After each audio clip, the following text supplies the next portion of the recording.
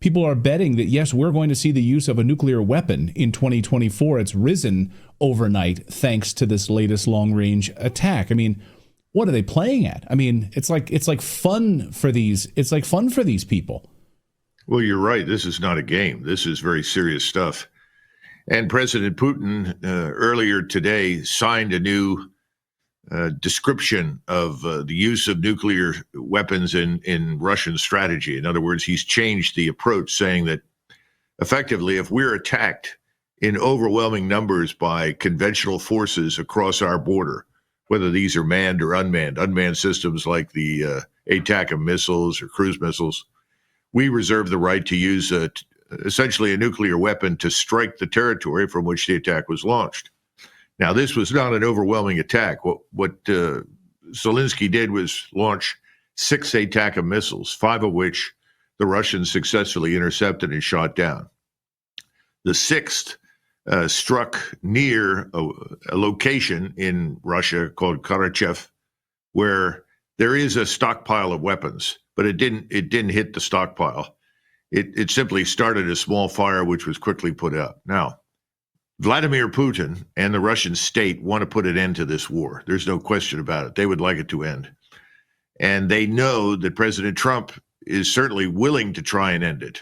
So this gives them an incentive to exercise more restraint until he arrives. But the bad news is that I think this attack is probably going to trigger the use of weapons to destroy, frankly, what remains of Ukraine. We know that over the weekend, they already struck the power grid in Western Ukraine, which means that the people in the West, as well as the East, in the areas controlled by the Ukrainian government right now, are all going to freeze through the winter, which is a disaster. Of course, they just said they were going to cut off natural gas to Austria as well. The bottom line is this could trigger the thing that everybody says they don't want to happen, which is a major advance by Russian forces, which are already advancing as we speak here very, very rapidly, all the way to the Dnieper River. Because if you're in the Russian General Staff and you look at the map, you know that President Trump doesn't come into office until 21 January, and you have this maniac in Kiev who seems to be determined with his friends in Washington to start a war that could lead to nuclear exchange.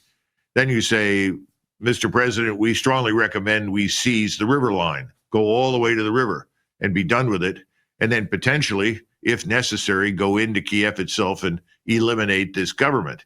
I think those things are now on the table, and this might well trigger it. A total flattening of Ukraine. Yes. What do you think the response is going to be to European countries and to the United States? Well, you bring up a very critical point. What happens now in Eastern Europe, specifically in Eastern Ukraine, does not stay there. This has an impact on Russia's view of its relations with us everywhere. Now, you've heard these reports about North Korean troops supposedly in Eastern Ukraine. It's a total lie. There's no evidence to support that. The people using satellites, watching carefully, see no one on the ground that resembles anybody from North Korea. The only North Korean troops in Russia are in eastern Siberia. They are not west of the Urals, so there's none of that. This is being used as another excuse for escalating the war to the level that we are now, where we're using Army tactical missile systems with a 200-mile range. Now, this is going to lead to more trouble, but the trouble that we're going to see is what you're describing. If we find that any of these weapons are being launched from Germany or France or Great Britain, if we find that these weapons are coming from Germany, Great Britain, France, I think those countries could be in for an attack. They could actually, for the first time, see their countries at war, seriously at war with Russia. Remember, Vladimir Putin always said, if you persist in this and you attack the Russian homeland, you will be at war with Russia.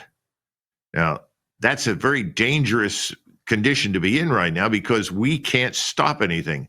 As I and others on your program have said in the past, we don't have the air and missile defense capability to stop these missiles. And that's not just hypersonic. We can only defend about 5 to 7% of NATO territory. And yet we're provoking the one state in the world today which has the capacity to fire thousands and thousands and thousands of missiles that could reach our homelands. They could obviously attack us as well. I don't think that's going to happen because that's not something that Vladimir Putin wants to do. And he does know that essentially Trump wants to end the war. So he's going to exercise restraint. But the people who are going to pay the most price right now are the Ukrainians. They're simply going to be annihilated. And overnight, Finland is warning its residents to be ready for war, saying the situation is serious. And so here we go. You just wrote a new piece called "Trump and the Storm of the Century," and really, as it relates to the Middle East, but as you mentioned, what happens in Ukraine is not isolated to Ukraine. It has implications in the Middle East, and what Trump does against Iran as well. I mean, can you unpack this for us?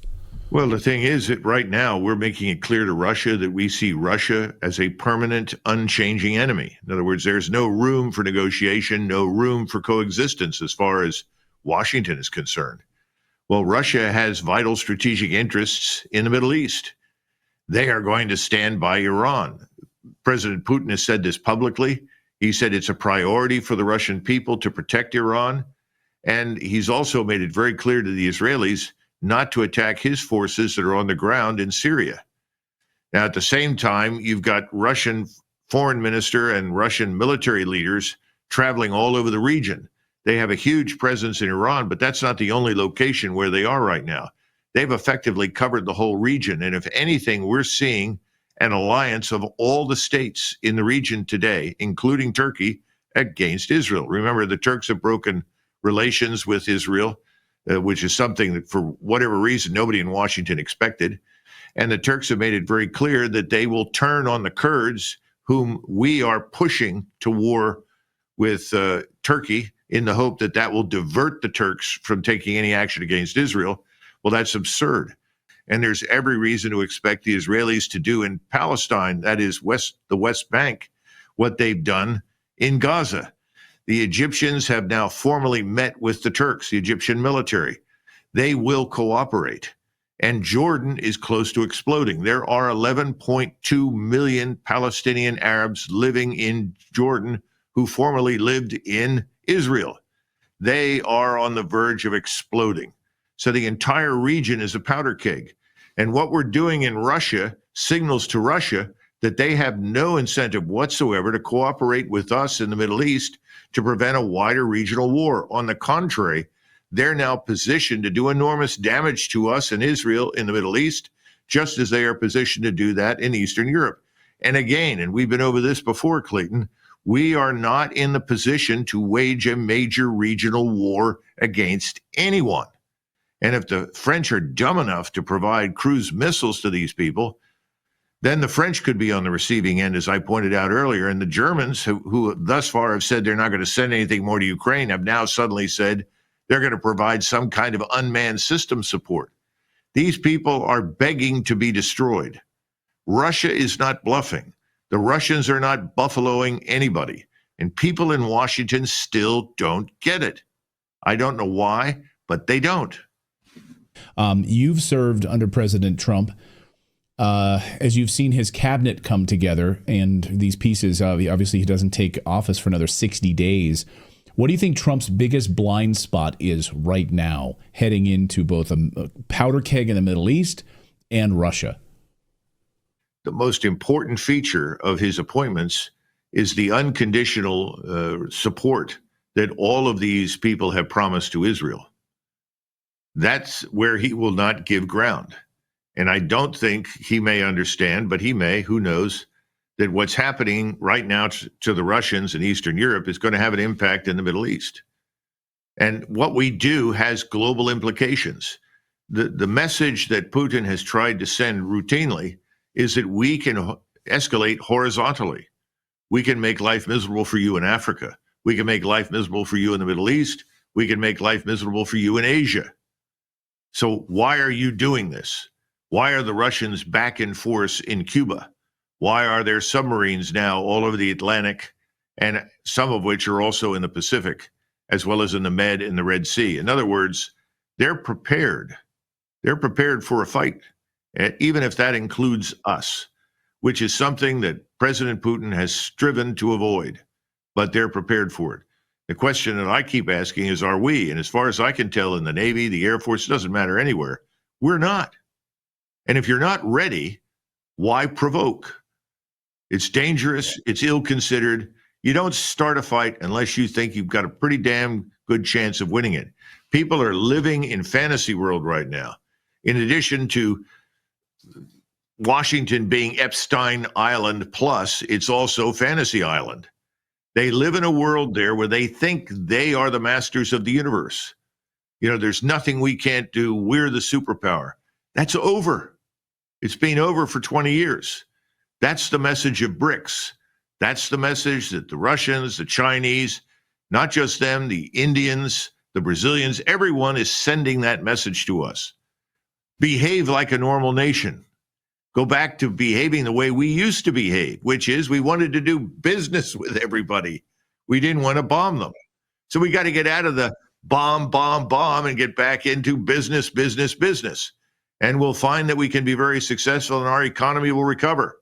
But the path we're on right now is confrontation. And I think that President Trump, on one side from Biden, but yet on the other side, because of this obsession with Israel, and Israel is not defending itself. Israel's engaged in a major offensive war across the region against all of its enemies and expects us to destroy them for them.